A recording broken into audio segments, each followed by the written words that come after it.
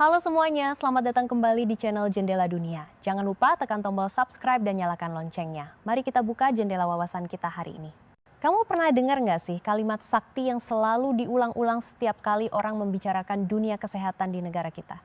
Indonesia masih kekurangan dokter. Kalimat ini tuh sudah kayak mantra, ada di setiap laporan pemerintah, seminar, pidato pejabat, pokoknya di mana-mana. Tapi coba deh kamu main-main keluar sebentar, jangan cuma baca berita saja. Coba jalan ke Jakarta, Bandung, Surabaya, Medan, atau Denpasar. Di sana kamu bakal menemukan sebuah plot twist yang bikin garuk-garuk kepala. Dokter tuh nggak langka, bos. Malah numpuk. Klinik-klinik tuh tumbuh kayak jamur di musim hujan.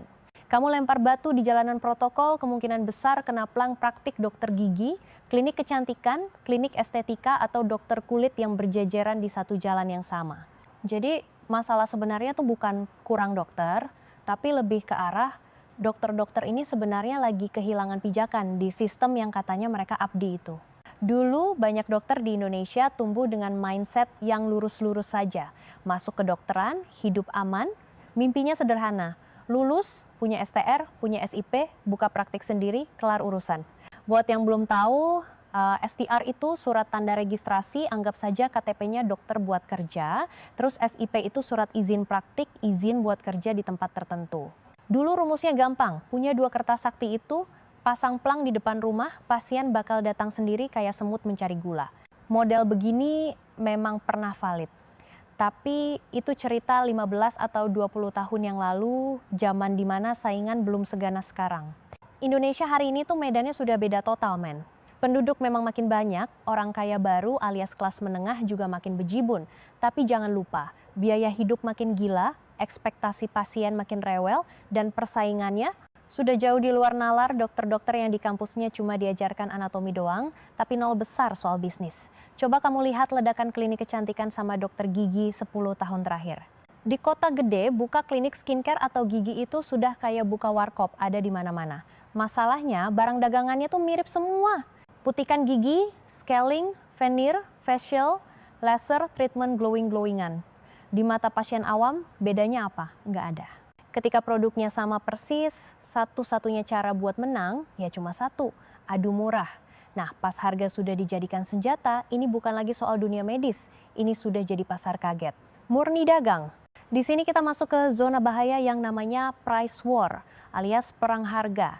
Ini kejadian kalau klinik sebelah menurunkan harga, kamu ikutan menurunkan biar nggak ditinggal pelanggan. Di dunia medis, perang harga itu bukan cuma bikin dompet dokter tipis, tapi ada efek samping yang lebih ngeri. Dia merusak marwah profesi.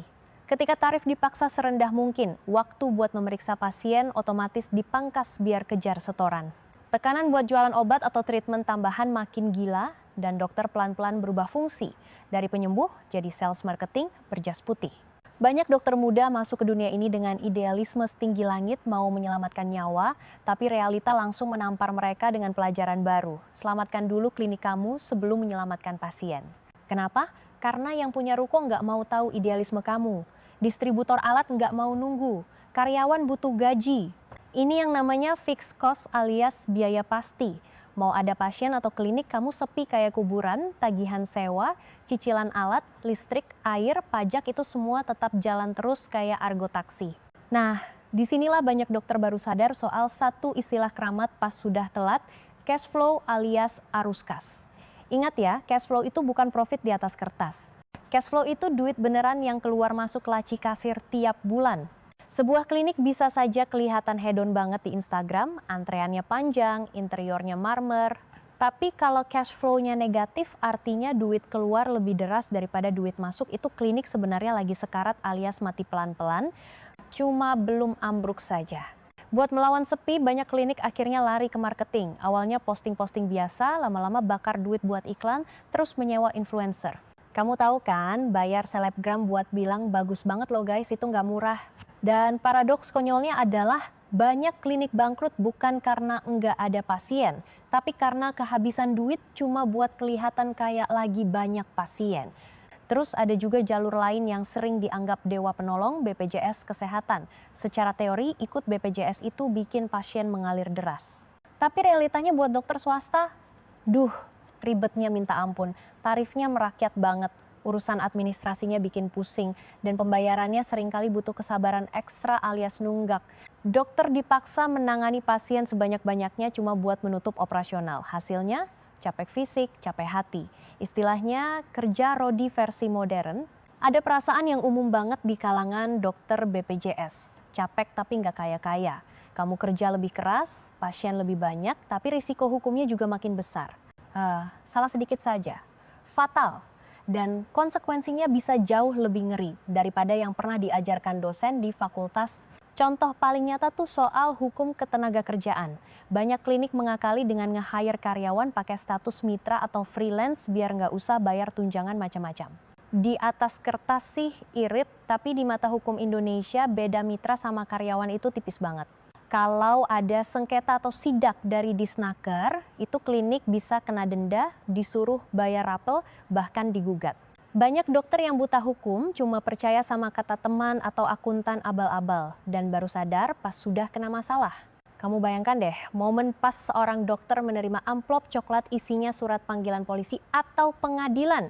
Itu shock terapi paling brutal. Orang yang biasa memegang stetoskop buat menyelamatkan orang, sekarang harus menyelamatkan diri sendiri dari penjara atau denda.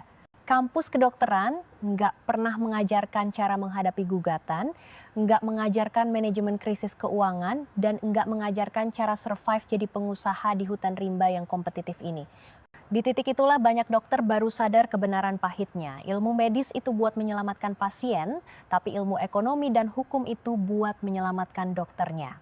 Makanya muncul pertanyaan besar yang jarang ada yang berani membicarakan, jangan-jangan model buka klinik pribadi ini tuh sebenarnya jalan buntu.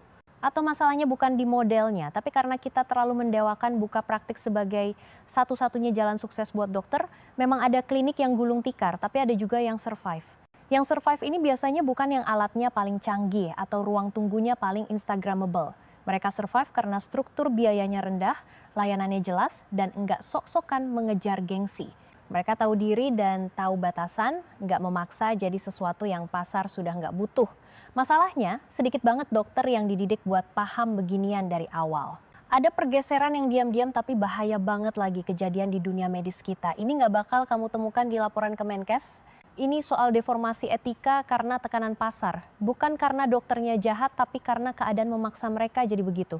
Pas klinik lagi seret duitnya, pasien yang datang tuh tanpa sadar enggak lagi dilihat sebagai manusia yang butuh pertolongan, tapi sebagai unit pendapatan. Muncul deh istilah upselling. Kalau di toko baju atau restoran fast food menawarkan nggak sekalian kentang gorengnya, Kak? Itu wajar. Tapi di dunia medis, batas antara menyarankan demi kesehatan sama memaksa biar omzet naik itu tipis banget, bos. Awalnya halus, kayaknya perlu treatment tambahan ini deh, Bu. Tapi pas target bulanan belum sampai, itu bisa jadi kewajiban tak tertulis. Nggak ada memo resminya, tapi semua paham. Dokter muda merasa diawasi manajer, resepsionis tahu kalau pasien yang paus alias royal bakal diprioritaskan. Lama-lama, terbentuklah budaya di mana medis itu cuma nomor 2 setelah bisnis. Yang ngeri, proses ini tuh pelan banget sampai pelakunya nggak sadar. Tiba-tiba suatu hari dokter itu berkaca dan bingung. Gue menyuruh pasien ini ambil tindakan karena dia butuh atau biar klinik gue nggak tutup bulan depan. Ini beban mental yang berat, tapi nggak ada yang berani ngomong karena kalau ngomong berarti mengaku kalau sistemnya bobrok. Di Indonesia tekanan ini makin gila gara-gara media sosial. Dokter zaman now tuh nggak cukup cuma pintar diagnosa, tapi harus glowing di Instagram, harus luwes joget di TikTok, harus jago ngomong depan kamera. Klinik yang nggak eksis di sosmed dianggap jadul, padahal mungkin dokternya jago banget. Ini melahirkan paradoks baru, banyak dokter menghabiskan waktu berjam-jam buat bikin konten, mengedit video, membalas komen netizen, sampai waktu buat update ilmu medis beneran malah tergerus. Bukan karena malas, tapi karena waktunya habis dibagi-bagi. Kamu bayangkan, satu orang harus jadi dokter, marketer, konten kreator, sama CEO sekaligus. Superman saja encok kalau begini caranya. Kelelahan ini ada nama kerennya burnout, tapi burnout di sini bukan cuma capek fisik, tapi beneran mati rasa, hilang motivasi, dan mulai sinis sama kerjaan sendiri. Di Indonesia, fenomena dokter swasta yang kena burnout ini makin umum, tapi jarang diakui. Soalnya kalau mengaku burnout, sama saja mematahkan mitos kalau dokter sukses itu yang pasiennya antre. Pas burnout ini ketemu sama tekanan hukum, kelar sudah. Salah ketik sedikit di rekam medis, pasien komplain di story IG, lapor ke dinas. Hal-hal yang dulu bisa diselesaikan kekeluargaan, sekarang bisa viral dan meledak dalam hitungan jam. Lingkungan hukum di Indonesia sekarang makin ketat ke tenaga medis. Bagus sih buat perlindungan pasien, tapi buat dokter terutama yang buka praktik sendiri ini horor. Dokter nggak cuma menanggung risiko medis, tapi juga risiko bisnis. Karyawan kamu yang salah, kamu yang kena sebagai pemilik.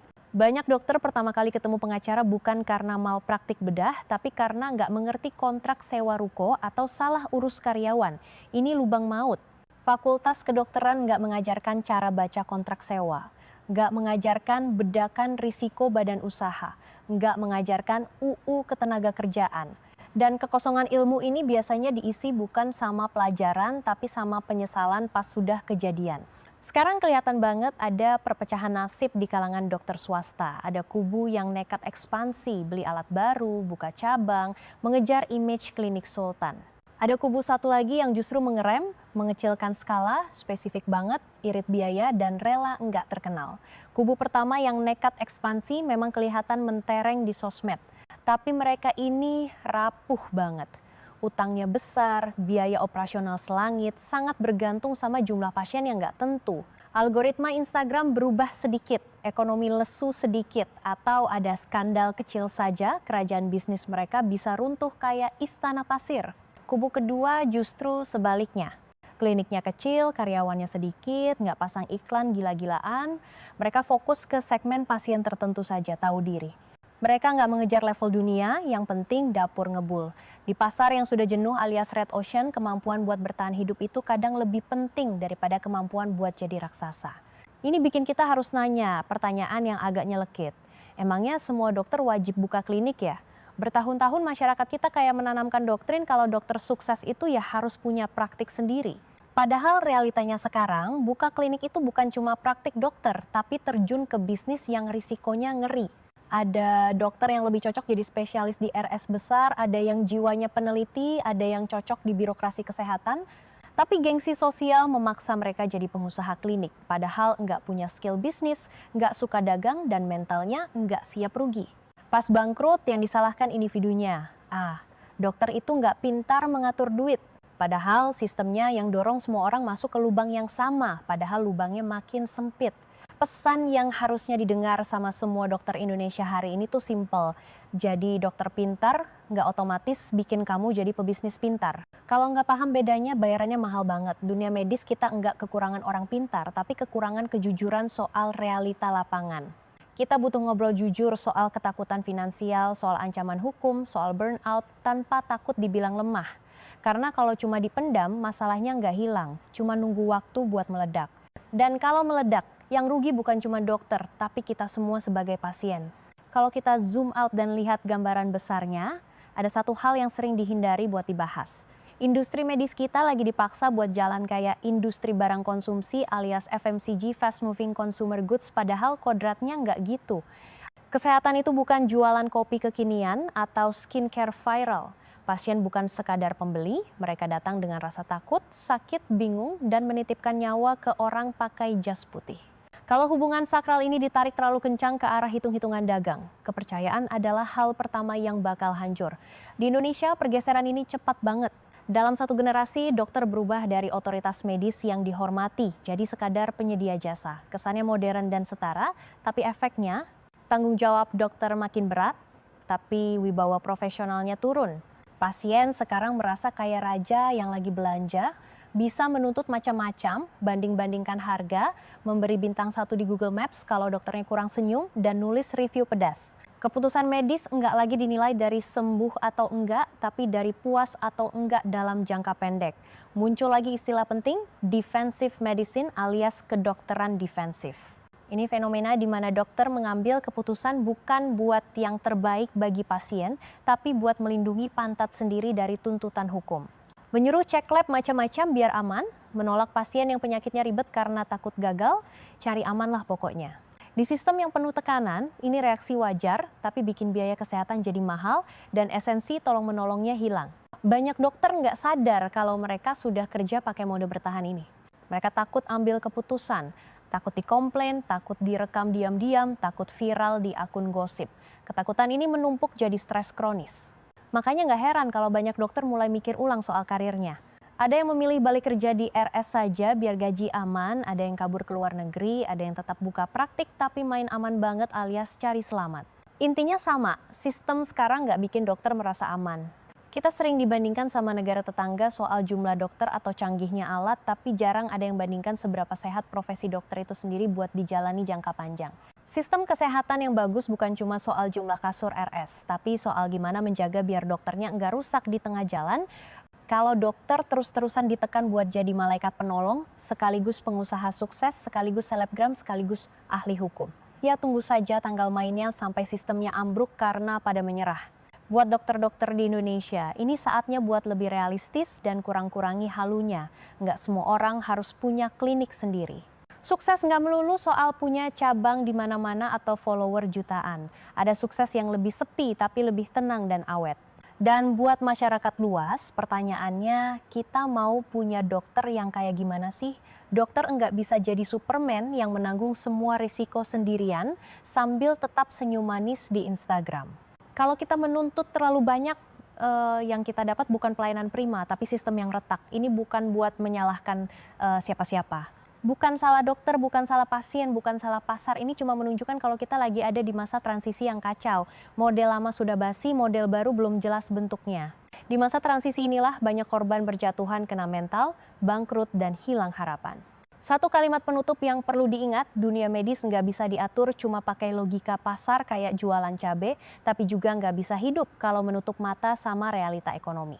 Menyeimbangkan dua hal ini adalah PR paling susah. Dan Indonesia lagi terseok-seok mengerjakan PR ini. Ini bukan cuma cerita sedih, dokter.